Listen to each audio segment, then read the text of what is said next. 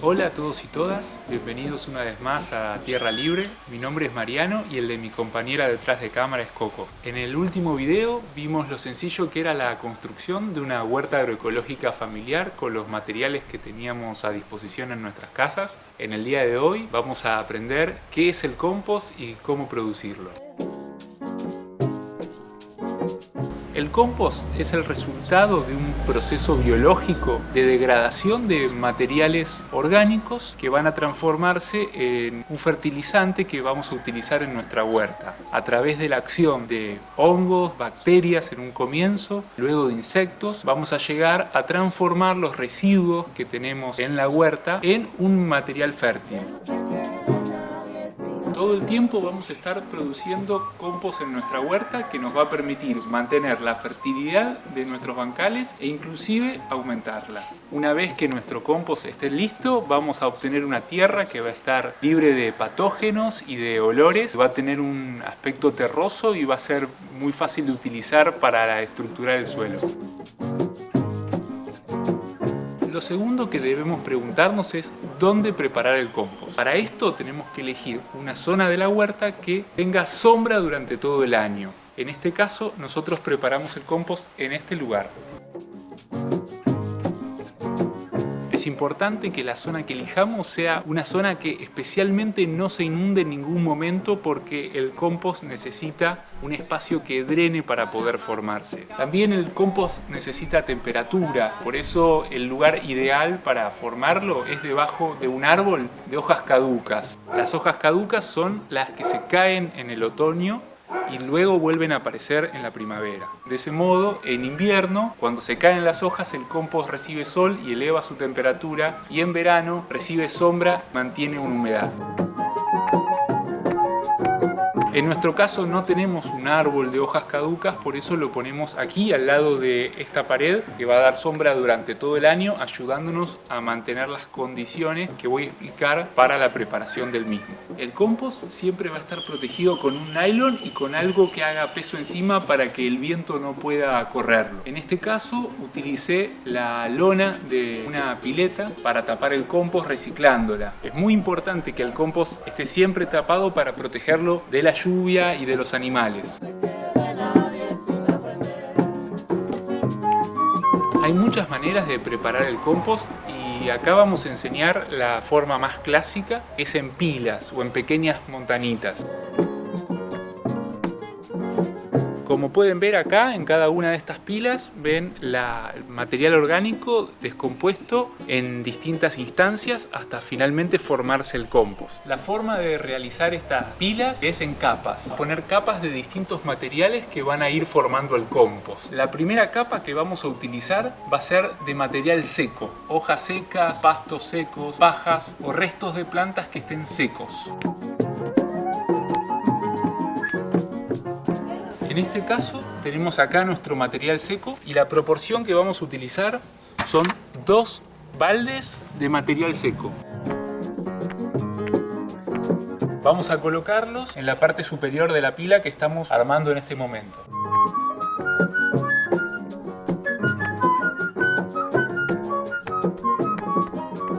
El material seco se coloca, entre otras cosas, para favorecer la aireación dentro del compost, muy necesaria para que este se produzca.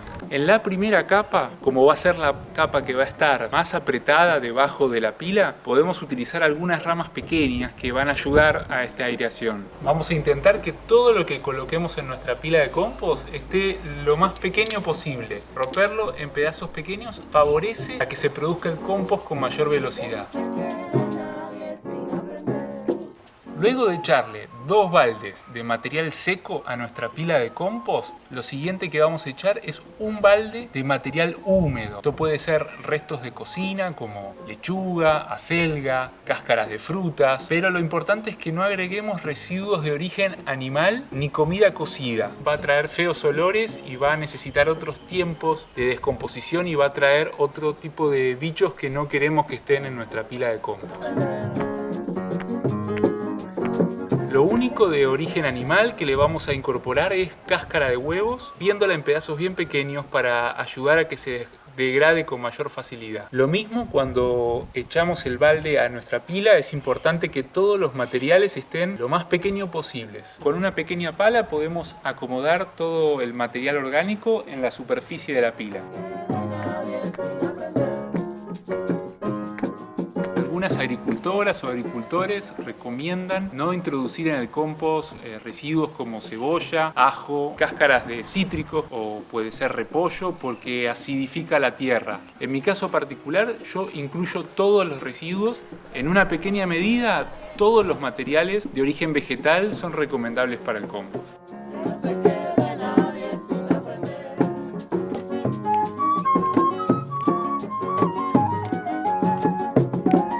También es importante que los materiales frescos, húmedos que introducimos en el compost no estén podridos. Es necesario incluirlos dentro de la pila antes de que lleguen a pudrirse para que el proceso se realice de manera correcta. De todos modos, si nosotros los guardamos por un tiempo mayor al conveniente y se pudren, igualmente van a terminar compostando, pero van a demorar un poco más de tiempo. Entonces, luego de haber agregado 2 medidas de material seco y una medida de material húmedo, vamos a agregar medio balde de estiércol. El estiércol es importante que sea de animales que no consumen carne, como por ejemplo estiércol de vaca, de caballo, de gallina, de conejo, pero bajo ningún punto de vista ni de perro, de gato y mucho menos de seres humanos, porque en estos residuos sobreviven patógenos que el proceso de compostaje no los elimina y son perjudiciales para la salud. En nuestro caso no tenemos estiércol ni disposición del mismo, por eso no le agregamos y muchos agricultores y agricultoras no agregan estiércol al compost. Le vamos a agregar medio balde de estiércol y en el caso de no disponer del mismo, vamos a agregar medio balde extra de residuos húmedos.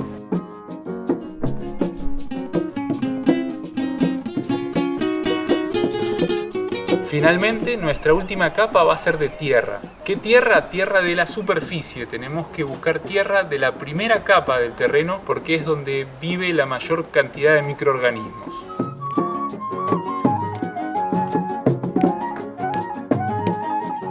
¿Cuánta tierra vamos a agregar? 1/4 de balde. Entonces, si agregamos 2 baldes de material seco, 1 balde de material húmedo, medio de estiércol o 1 balde y medio de material húmedo si no teníamos estiércol, finalmente vamos a agregar 1/4 de balde de tierra. Vamos a espolvorear la tierra por sobre nuestra pila de compost.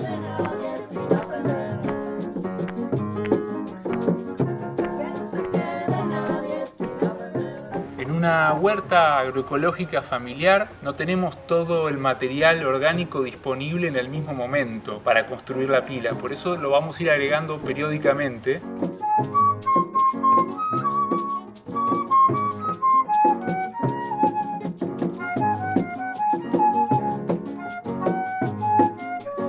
Estas capas las vamos a repetir hasta que nuestra pila tenga más o menos unas 6 o 7 capas o 1 metro de altura. En ese caso, la pila la damos por terminada, no vamos a seguir agregando más material, sino que vamos a construir una nueva. Finalmente, el último paso, luego de formar la capa, es regar.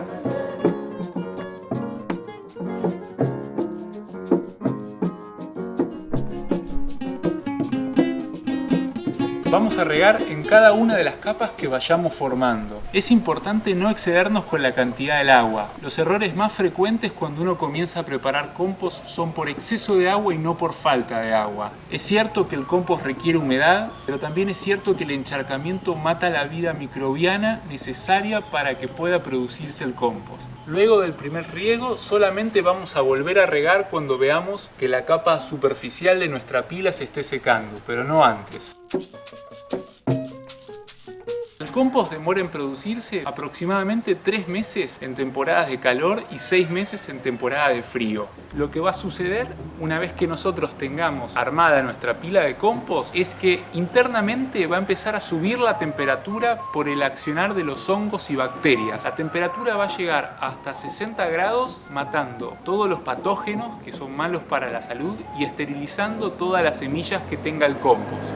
Una vez que eso se produzca, nosotros tenemos que rotar la pila para que los materiales que están por fuera pasen a estar por dentro y los que estén por dentro pasen a estar por fuera. De esa manera, los hongos y bacterias van a matar los patógenos y esterilizar las semillas del exterior.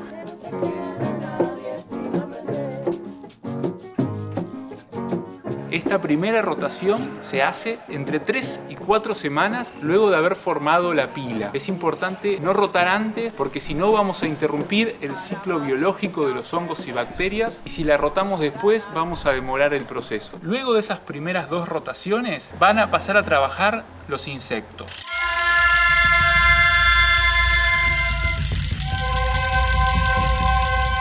Los gusanos, las lombrices, los ciempiés, los bichos bolitas, los ácaros, y todos estos van a trabajar para procesar la materia orgánica y convertirla en compost.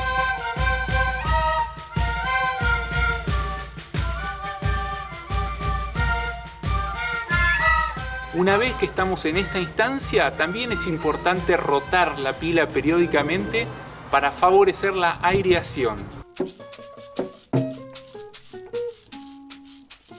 Tal vez como regla general podríamos decir que cada 3 o 4 semanas es conveniente rotar una pila de compost. Recuerden que para poder mover una pila de un lado al otro es necesario tener un espacio al lado.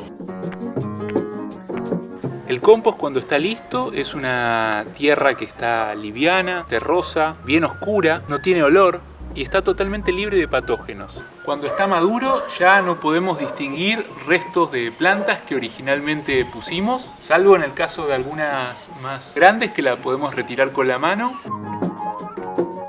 Igualmente, si vamos a incorporar el compost en el bancal, no es necesario retirar algunos restos de plantas que quedaron todavía sin compostar por ser más duras o más grandes, sino que sigan compostando directamente en el bancal. Ahora, si el compost lo vamos a utilizar para preparar nuestros semilleros, necesitamos sacarle todos los restos para que esté lo más limpio posible. Entonces, reflexionando un poco, esto es totalmente opuesto a los procedimientos que realiza el monocultivo industrial, que utiliza fertilizantes de origen químico. El uso de fertilizantes químicos implica una práctica agrícola no sostenible en el tiempo. Matan la vida microbiana que hay en los suelos y modifican su pH. A su vez, una vez que los fertilizantes químicos penetran el suelo, llegan a aguas subterráneas que también contaminan. Y estas aguas subterráneas contaminadas, al ser consumidas por seres humanos, causan enfermedades muy graves a la salud. A su vez, algunos fertilizantes químicos producen lluvia ácida, que al caer esta lluvia en algunos arroyos y ríos, los contamina, provocando la muerte del ecosistema y afectando la vida de muchas especies animales y vegetales. Es por eso que es tan importante aprender a utilizar estas técnicas de compostaje para preservar la fertilidad de los suelos en donde se trabaja. En el próximo video vamos a ver cómo preparar los bancales, que es donde vamos a ubicar los cultivos de la huerta. Si les gustó el video, les quiero que lo compartan, sobre todo que compartan los conocimientos para que no se quede nadie sin aprender. Que no se quede nadie sin aprender.